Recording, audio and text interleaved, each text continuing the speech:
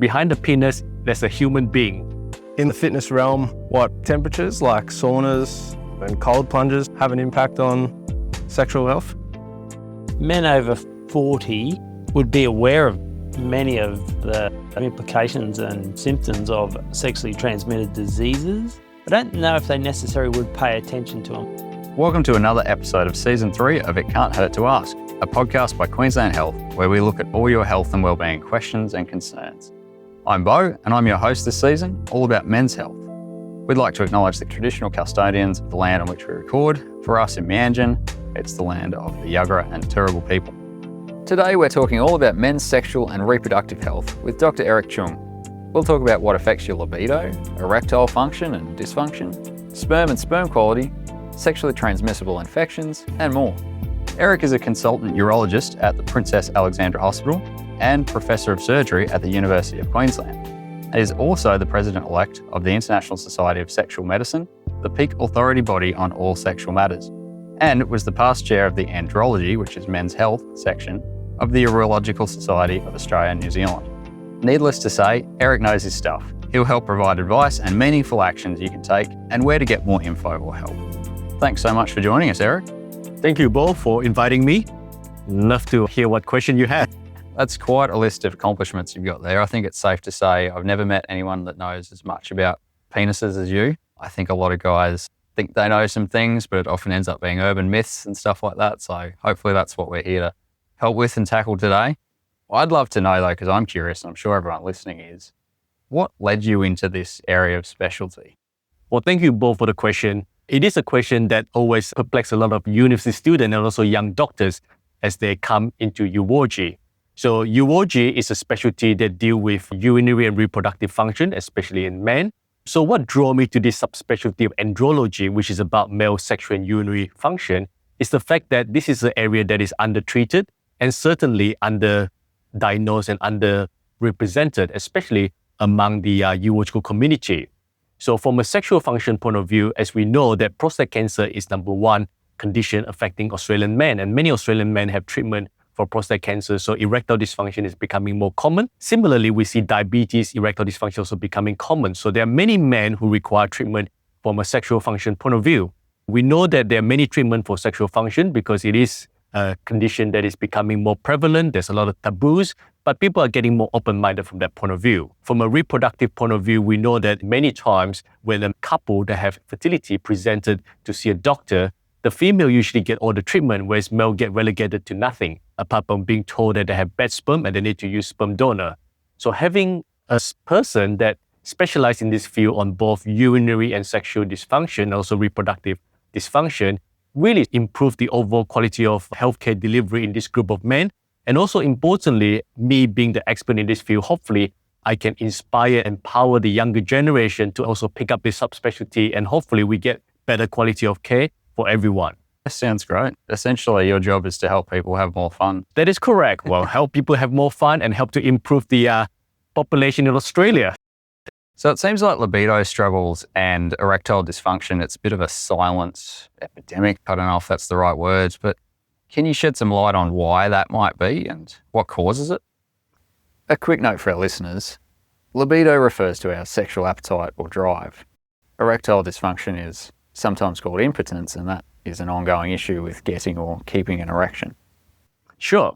So there is this cycle of sexual response in men. So you start with having the libido, and then you get erection, and then when you engage in sexual activity, you end up with ejaculation, orgasm, and then overall sexual satisfaction from that point of view.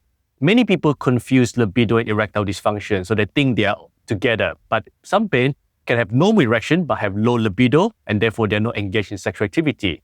And some men have erectile dysfunction, and as a result of erectile dysfunction, become embarrassed and shy about the condition, so therefore they become less sexually active, so therefore they have low libido. So this condition are usually tied most of the time to what we tend to call the hormone status. Testosterone, as we know, is the main hormone that drives male sexual function.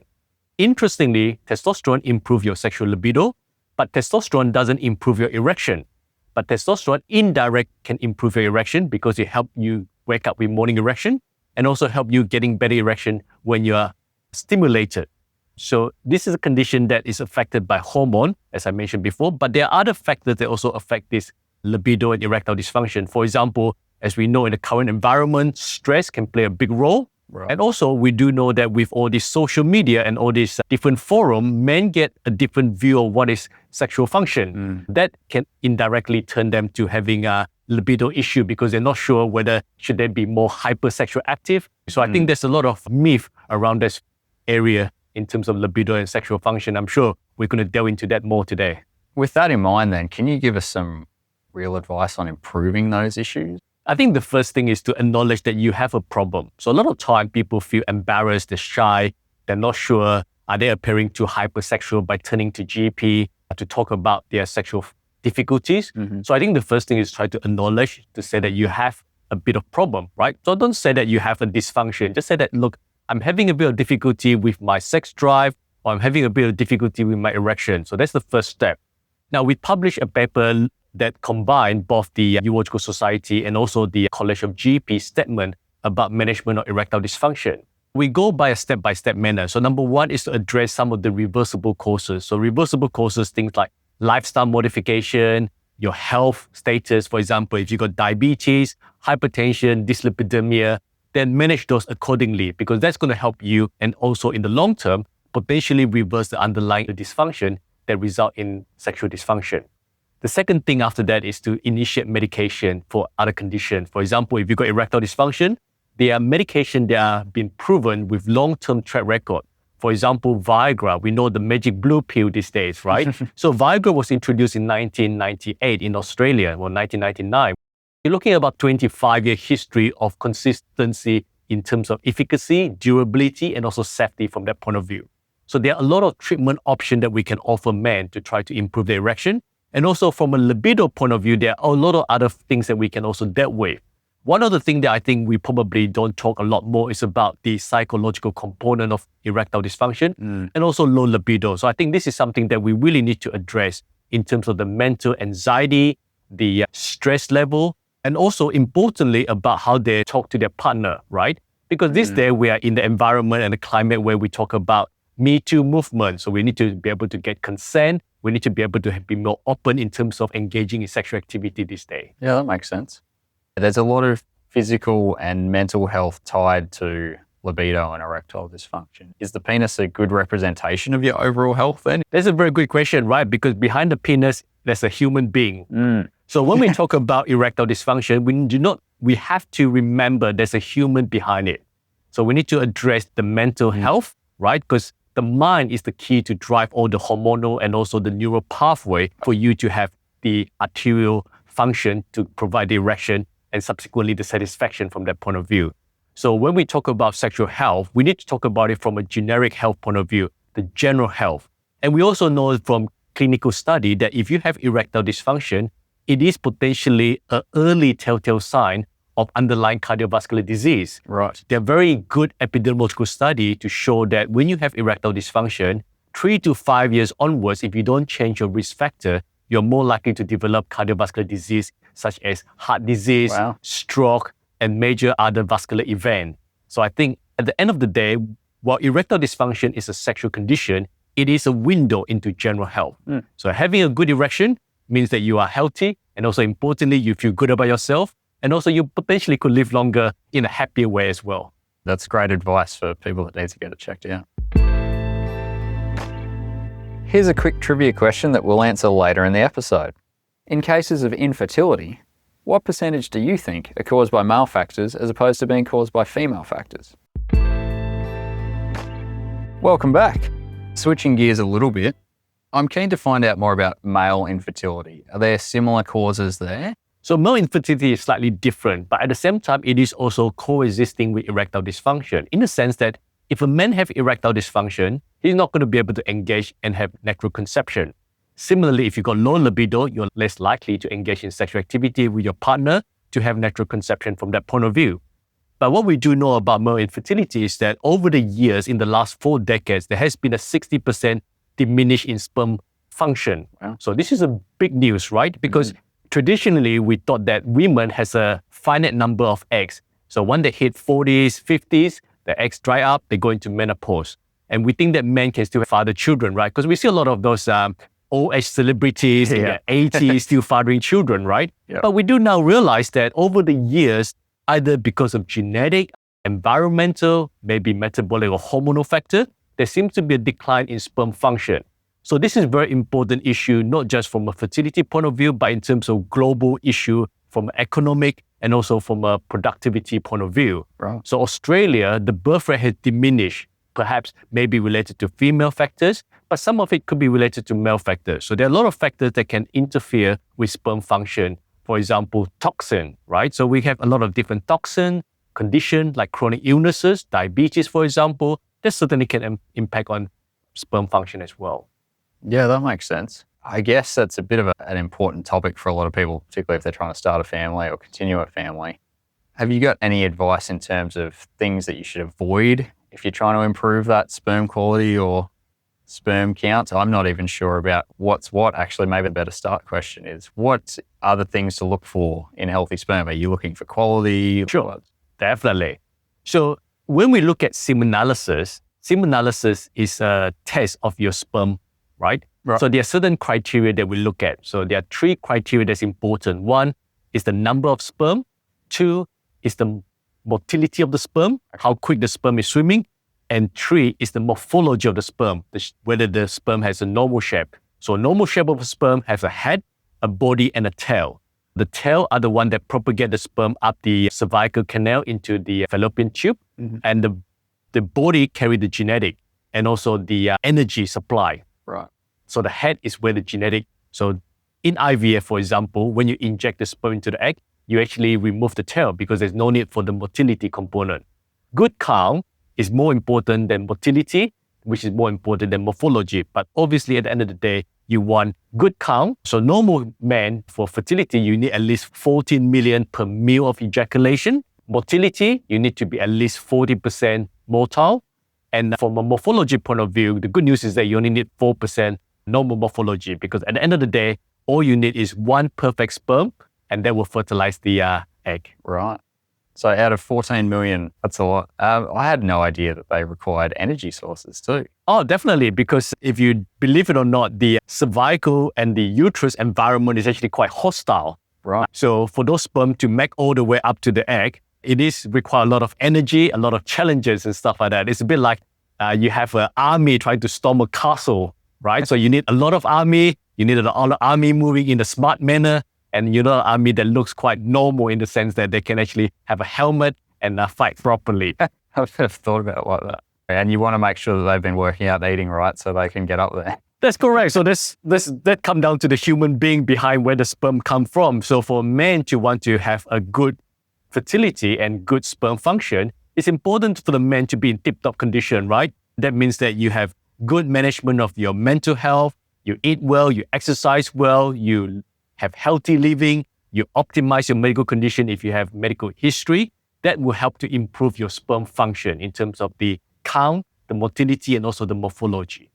I'm sure everyone listening that's going through something like this is probably interested. Are there particular things you should do or avoid? There's a lot of general. Yeah, there's a lot of things that we should do. And there's a lot of myth that probably people don't know about it. So we know that, number 1, the testes produce sperm, right? Yep. So as you know, the testes are developed inside the body as you mature in utero, and when you become a baby, the testes come out into your scrotum. So the temperature in the scrotum is a lot colder than the temperature in the body. Right. When people want to start a family, it's important to ensure that they don't wear tight underwear, they don't have hot bath. In the era where we play a lot of laptop, computer, don't put your laptop next to your testes. There's also some myth and also controversy whether you should put your mobile phone in your pants, because the mobile phone have different energy sort of wave, and that potentially could impact. There certainly is a myth. So I can disprove that right now. So it's safe for you to put your mobile phone so you don't really have to alternate between your right and left pocket every now and then. Eat healthy, that's very important. So we know antioxidant is very big these days, right? So antioxidant is key to preventing inflammation and oxidative stress to the sperm. So sperm carry DNA, and that DNA will match with the egg DNA as well. So if you eat a lot of antioxidant and you exercise a lot, you decrease inflammation, decrease the oxidative stress, that will improve the quality of sperm. Right. So what's good for you is good for your balls. And that is correct. Good to know. Now let's hear from young Queenslander, Phoenix. I'm Phoenix and I'm 22 years old. In the fitness realm, what temperatures like saunas and cold plunges have an impact on sexual health? I know very popular at the moment in terms of temperature, both cold plunging and saunas, like too extreme. Are they problematic in any way? Definitely. So certainly from a extreme temperature point of view, it's not good. So heat is bad for your testes, and too much cold is also bad for your testes, because if you have too much cold, it decreases the blood flow to your testes. So when you have low blood flow to your testes, therefore you have less nutrients to the testes, and the testes can develop less, and therefore the sperm quality is less as well. So it's important to avoid extreme temperature. But in general, you tend to veer towards the colder environment. So your outside body temperature is around 27, 28 degrees Celsius. So if you can keep it between 25 to 28, it'll be fantastic. I think must be a market out there for someone to invent climate-controlled underwear. Or Well, something. definitely. But again, I'm not advocating every man to go commando these days. So it's important that you always adhere to some simple but sane advice. Something too I'm curious about, because we've talked about how diet and exercise affects your sperm quality and all that for yourself and fertility. I'm curious, does it have any effect on the child or the partner at all? Yeah, so there are a lot of myths about certain food you should eat so that you can get different sex and stuff like that. This is all myth. Right. And at the end of the day, it comes down to the DNA of the father and also the mother. But importantly, the Y chromosome in man is the key determining factors whether you are more likely to get a male offspring or a female offspring. So unfortunately, at the end of the day, you still have to blame the male partner if you don't end up with the sex that you want. Talking about, healthy eating and exercise and all that, what's good for your balls is good for you and vice versa. What about extreme exercise? Is it good to just keep exercising? I think in life, in general, we try to adopt a moderation stance. So if you have extreme, that's bad. So inactivity is bad because inactivity means you are putting on weight, you become obese. So obesity is bad because the fat is translated to estrogen, and that is a counter to testosterone. Right. And also the fat increases your oxidative stress and inflammation from that point of view. On the other hand, with extreme exercise is bad as well, right? So because you went into a completely sort of like overexhaustion of your cell body because you exercise too much. And that itself can lead to fatigue and also create a lot more inflammation and also oxidative stress. Now, one of the very important things to know about in the current environment is that we seem to have people going to gym a lot, which is good in one hand. But on the other hand, people try to achieve the imaginary sort of six-pack body. Yeah. And some of these men resort to taking anabolic steroid. And then the anabolic steroid is actually bad for fertility because steroid is testosterone derivative. So if indirectly when you have anabolic steroid, your body testosterone diminish because you get forced into thinking that you're producing a lot of testosterone. So when your body testosterone diminish, that means that your testes are not producing sperm. So that is counterproductive for fertility.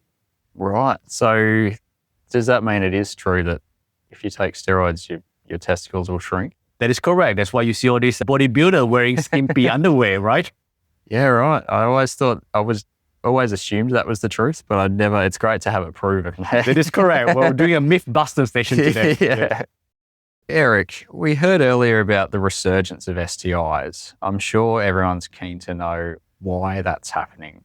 Yeah, this is something interesting, isn't it? It's almost like we are going back to the swinging 60s. Yeah. So I think there are many reasons for increasing STI. Number one, because of advances in medicine with introduction of vaccination like Gardasil and also PrEP, people become less conscious and also less willing to adopt safe sex. So people are a bit more promiscuous, a bit more dangerous in terms of sexual partner and also sexual activities. Number two is probably to do with some of these online platforms that we know. Since we shut down during COVID, we can see proliferation on pornography, sort of encouraging people that increase the risk of STI. And I think the other third important factors is that younger teenagers are having sex. So I think that also contributes to increased sexual activities and indirectly to increase STI, because we know that most of the time, the young people are usually the people that do not adopt safe sex practice. Yeah, right. Interesting. So STI prophylaxis has been around for many decades. We know that there's certain STI condition can be treated with antibiotics and also antiviral. For example, you can take penicillins against chlamydia, gonorrhea, or doxycycline, and also you can have acyclovir against herpes. And lately, we also have Gardasil vaccine, which is for HPV virus.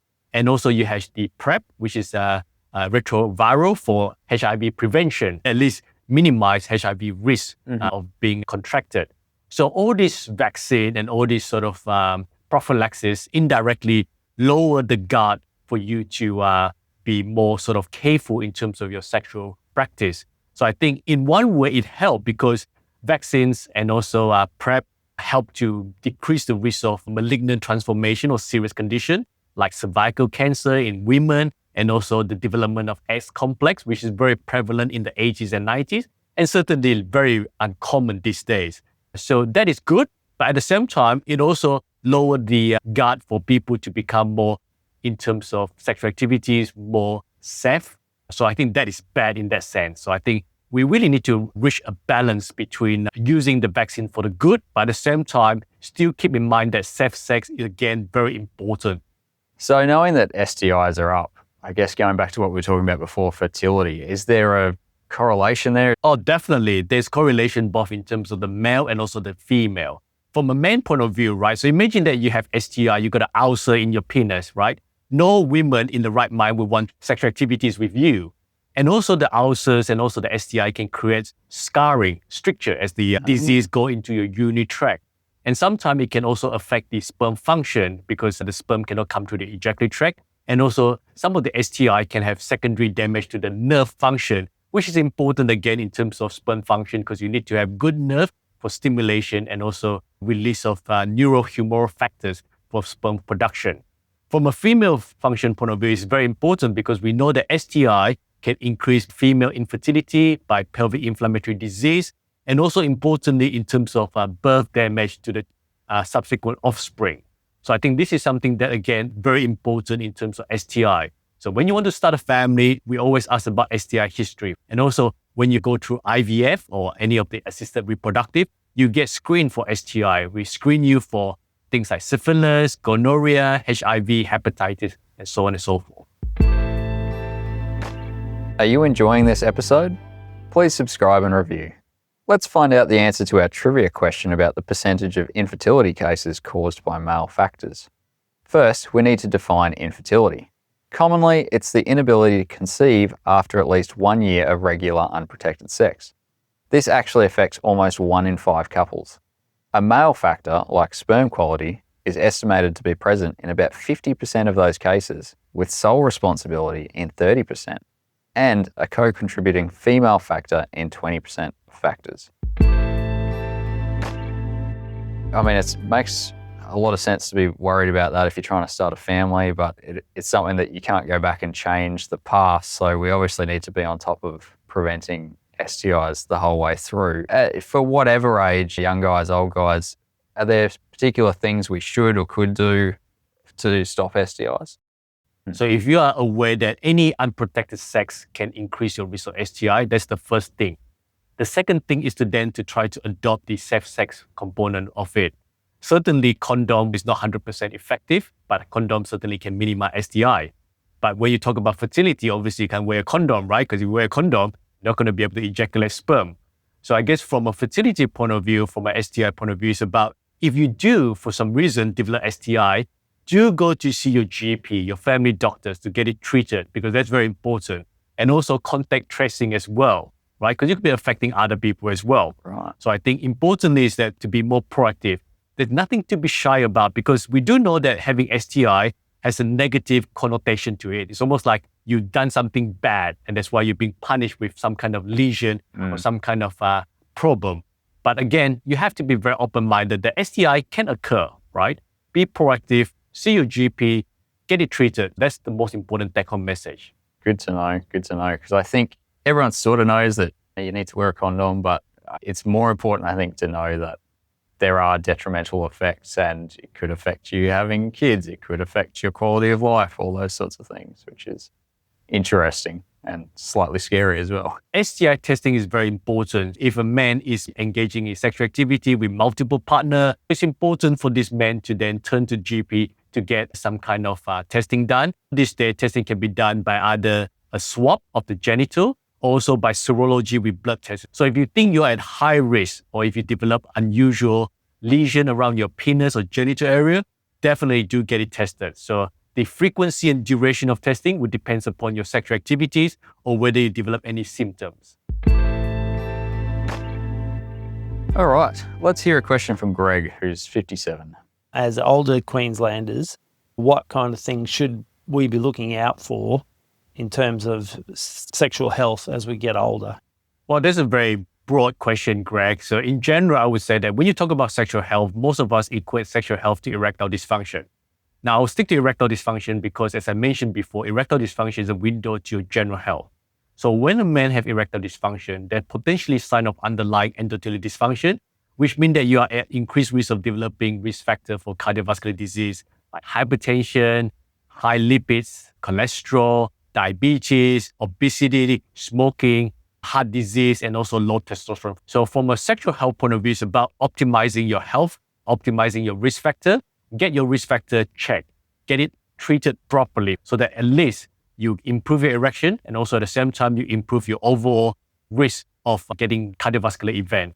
So talking about the importance of mental health to your sexual health, how do STIs factor into that and testing positive? Yeah, so we know that STI has a negative connotation to it. So it's almost like you've done something bad. So a lot of time people that have STI are embarrassed. The worst thing you can do is to try to delay active treatment. If you don't seek active treatment, then you get progression of the disease. The other thing is that most of the STI can be treated as well, even though you cannot prevent a remission down the track. For example, if you got things like a HSV simplex with cold sore, you can end up with a secondary cold sore or infection elsewhere. But at least you can minimize the trajectory of the disease process. Because the last thing you want to do is to feel shy about the condition and not seek active treatment.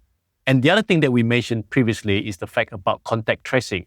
STI is a communicable disease, so you really need to make sure that other partners are screened and also notified accordingly so that you don't have this pandemic of STI in the community as well. From a sexual function point of view, there's a bi-directional relationship between mental health and erectile dysfunction.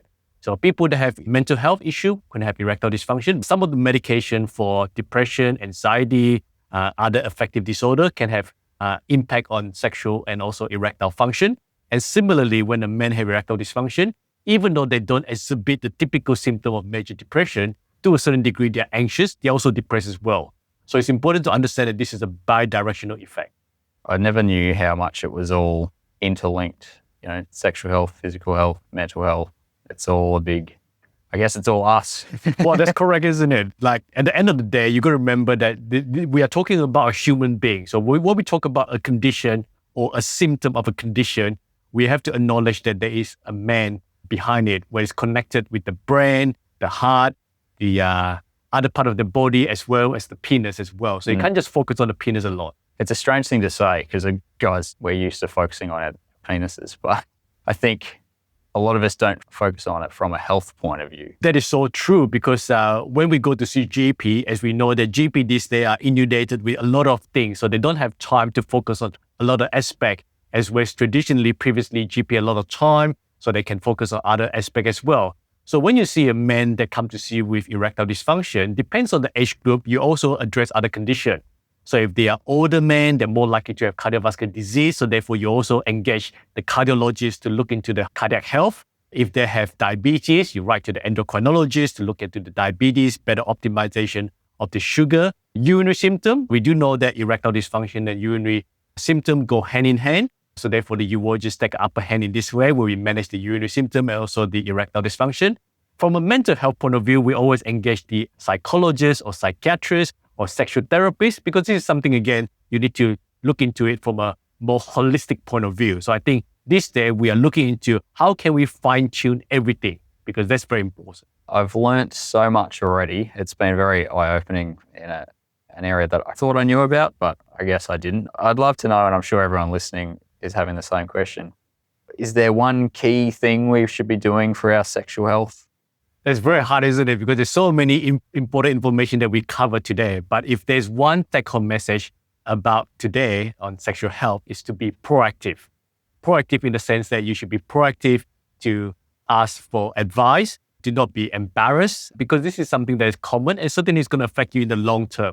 So be proactive about your sexual health, because you potentially, not only are you going to have a better sexual health, but importantly, a better overall general health as well.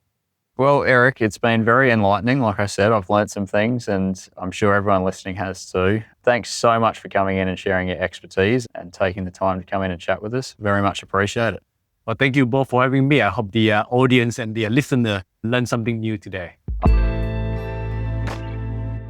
Male infertility can understandably be associated with significant psychosocial and relationship stress. If you're experiencing any of the issues raised in this podcast or just want more information, listen on. Regarding impotence, you should talk to your GP to start with. With fertility issues, as both partners can be affected, it's often best for both of you to see the GP. From there, you may be referred to a fertility specialist or clinic. Infertility can be emotionally and mentally challenging, so you should consider getting support from a fertility counsellor. Some fertility clinics will offer fertility counselling. Want more information on STIs, including prevention, testing and treatment? The Stop the Rise of STIs website has you covered. Search Stop the Rise. Please subscribe so you get notified when our new episodes drop. We'd love it if you leave a review. Many thanks to Dr. Eric Chung and the team at Metro South Hospital and Health Service. This podcast was produced by Queensland Health.